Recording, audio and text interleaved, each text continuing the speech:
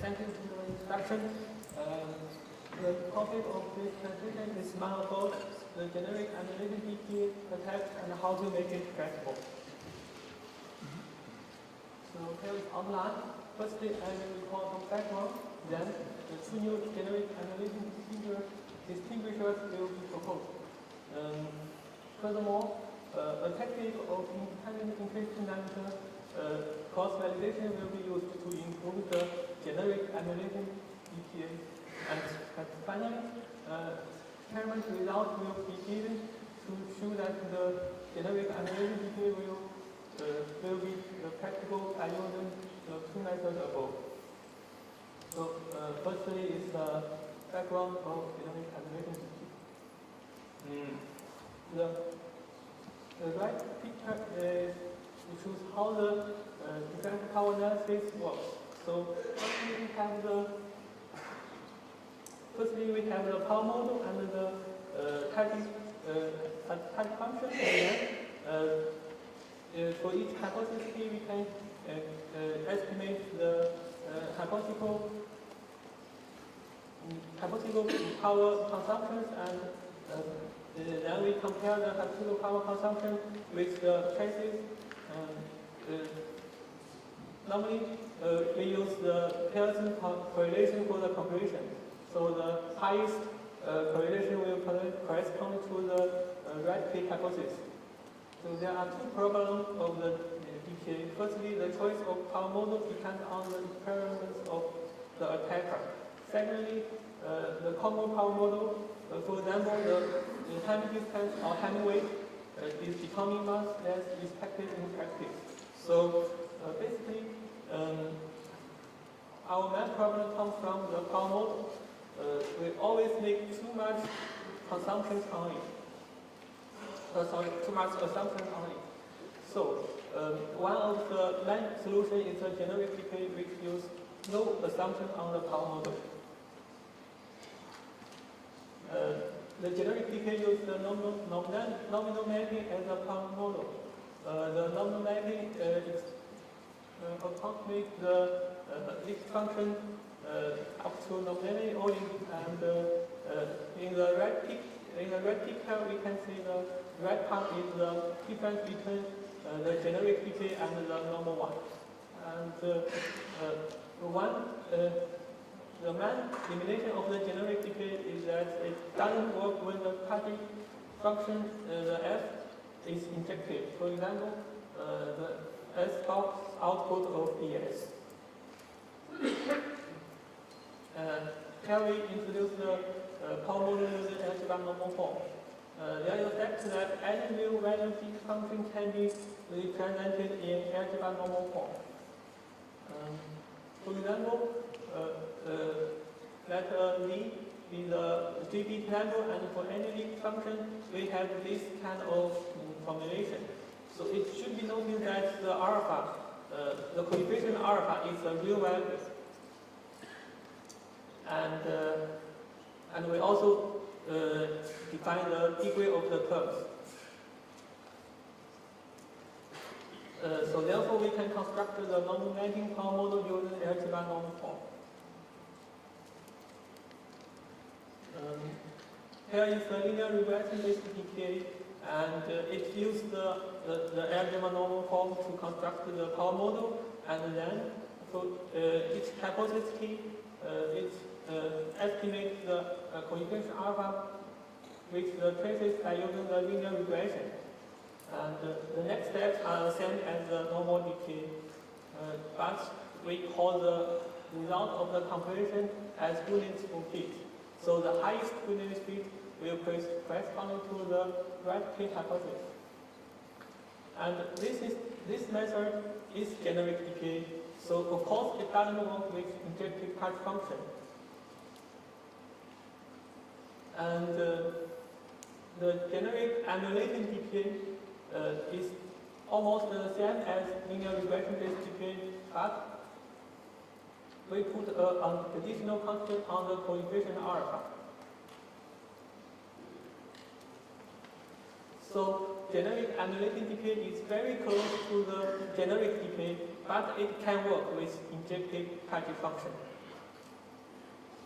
So, and different constraints lead to different type of generic emulation DPA. Here is the stepwise linear regression based DPA, in which the constraint is that the number of non-zero coefficient is no more than a threshold S. The intuition behind the SLR-based DPA is that the coefficients in the liquid function are sparse. So here is the formal description, and the first line is the least square method, which also used in the linear regression-based DPA, and the second line is the constraint. And there are two drawbacks in stepwise linear regression-based DPA. Firstly, it leads to unstable outcomes in the high noise region, because we shaped using the term of statically learning, the stepwise linear regression is essentially a subset selection which selects a subset of the term. So this kind of method has a main problem in that it has unstable outcomes. And secondly, it has less satisfactory performance, especially on the real smart cards. So to handle the problem before, we use different type of constraint. So here is the different constraints lead to different type of distinguishers. So here we use the range-based, range regression-based constraint, range-based distinguisher, and the constraint is that the quadratic sum of the coefficients is no more than a threshold S. So here we also have the formal description, and the first line is the same as the stepwise linear regression-based DPA, and the second line is the constraint.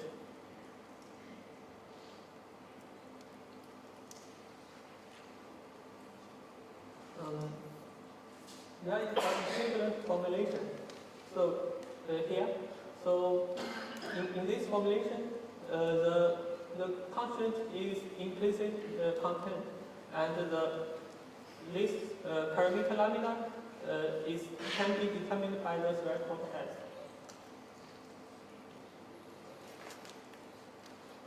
Here is the optimal solution of the range-based distinguisher. So using this, we can calculate the coefficient alpha directly. And it should be noted that the red term, alpha times I, this red term is the difference between the linear regression-based distinguisher and the range-based distinguisher. And by imposing this kind of term, the coefficients are shrunk from the linear regression to the range regression. One question is how each coefficient shrink. And we conduct analysis on it, and here we took the conclusion. Please refer to the paper for entire discussion. The conclusion is that the amount of shrinkage of term coefficients is proportional to degrees of term. So this property makes the range-based distinguisher consistent with the liquid function in practice.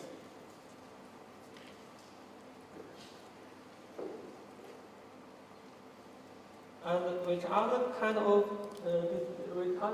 constraints, we have other kind of distinguisher. Here is the lasso-based distinguisher, in which the constraint is that the absolute sum of the coefficients is no more than also a threshold S. The lasso-based distinguisher is similar to the range-based one, except a different constraint. So here we have the formal description. The first line is always same. It optimizes the coefficients using the least square method, and the second line is Lasso's loss constraint. Unlike the range-based distinguisher, the alphas, the coefficient alpha cannot be estimated directly. So basically, finding the optimal solution for lasso-based distinguisher is essentially a quadratic problem. But fortunately, there are some efficient algorithms to do this. For example, the least angle regression method.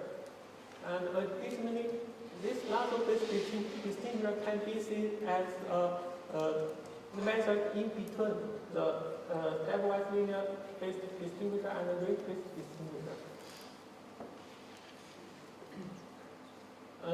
In that part, I will introduce a technique of independent intuition named cross-validation to improve the generic annulation DPA.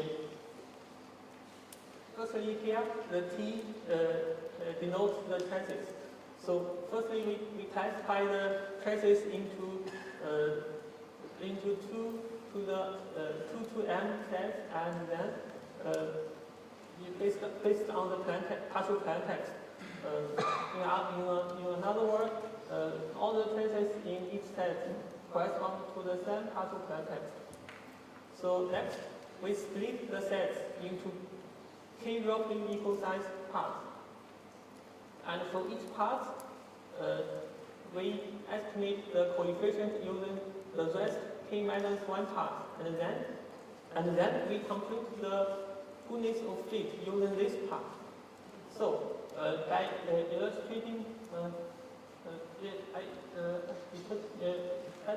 all the parts, we can calculate an average goodness of fit.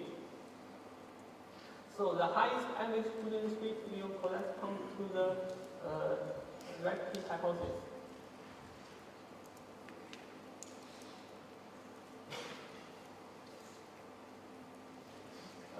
Next, I will give some experimental results.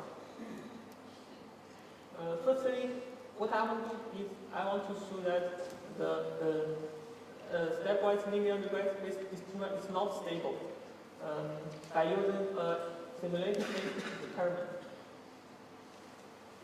Here, in a fixed heat of degree 8, firstly we calculate the coefficient of different sets, then we can get the variance of the coefficient. We also know that the hard variance of coefficient may lead to unstable outcome. So here we can see that the variance of the coefficients calculated by the stepwise linear regression is much higher than the ones calculated by the range-based distinguisher.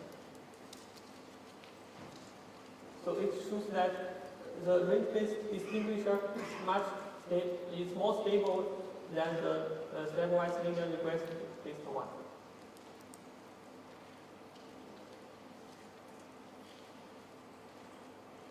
We also computed the success rate for different attacks for the leakage with degree 8. It is also simulated, and here we should notice that the red line here is the best QM attack. It uses the best bit model as a power model and can be seen as a baseline for calculation. So several conclusions can be get. Firstly, the range-based DPA with cross validation. Here, the green dot one and the lasso-based DPA. Here, the black one are the best. And the new generic annulation DPA perform better than the SR-based one. So the SR-based one is here, so the blue one. So the other attacks are generally better than it. Thirdly, the cross-validation improves the range-based decay. So we notice that the dot lines are the attack using cross-validation. So in the range-based decay, the dot green line is the attack using the cross-validation, and it is better than the green line, which don't use cross-validation. And this is another comparison for the leakage function with degree 4. And in this, we can see that the best DOM attack becomes better in lower degree DPA. So it is better. To fully exemplify the power of generic emulation DPA, we do the experiments using the to calculate the success rate using the artificial DP function in which the lower degree terms are discarded. In this setting, we can see that the best DOM attack here behaves poorly, but for the generic emulation DPA, they are not effective. So in this case, we can say that the generic emulation DPA are more universal applicable. We also conduct some experiments on smart card. Here we choose the macro-scale ASIC implementation of AES, and here is the first order success rate.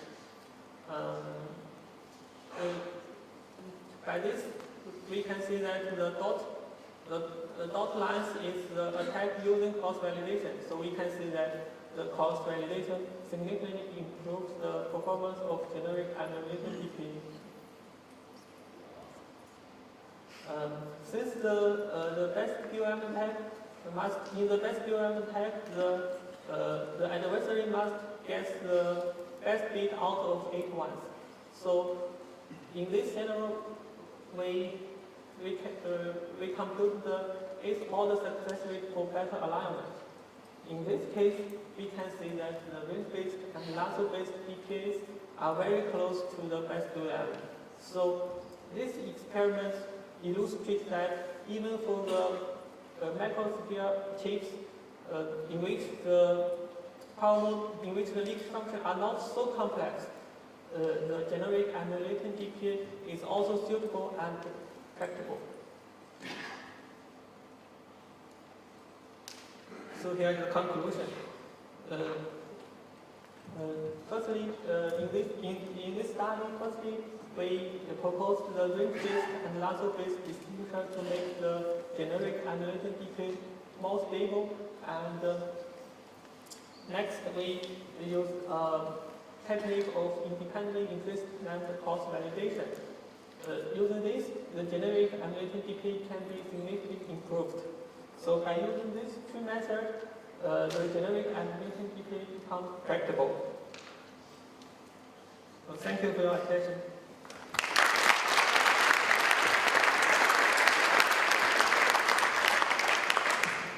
Thank you very much. So now, is there any comment or question?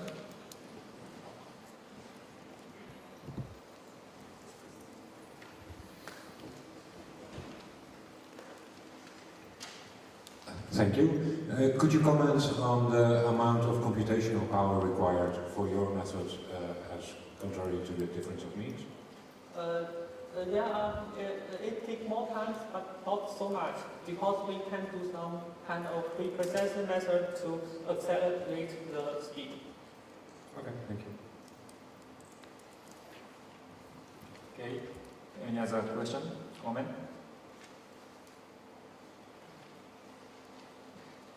Actually, I have one question. So in your result, the lasso-based always outperform the rich-based. So when the lasso-based is better than the rich-based, and vice versa? In my opinion, so the lasso-based should be some kind of method in between the stepwise linear regression-based DPA and the range-based one. So it is some kind of trade-off between the two methods. Okay, so how the difference? Can you comment on that? How difference between the ridge-based and lasso-based in practice? The difference is mainly about it's mainly about the constraint. So in the range-based distinguisher, the constraint in Cardone sound is no more than S. But for the range base, but for the lasso base, the constraint is absolute sum. Of the coefficient is no more than x. So the only difference is the constraint. Okay, thanks. Is there any question, comment? Okay, let's start speaker again.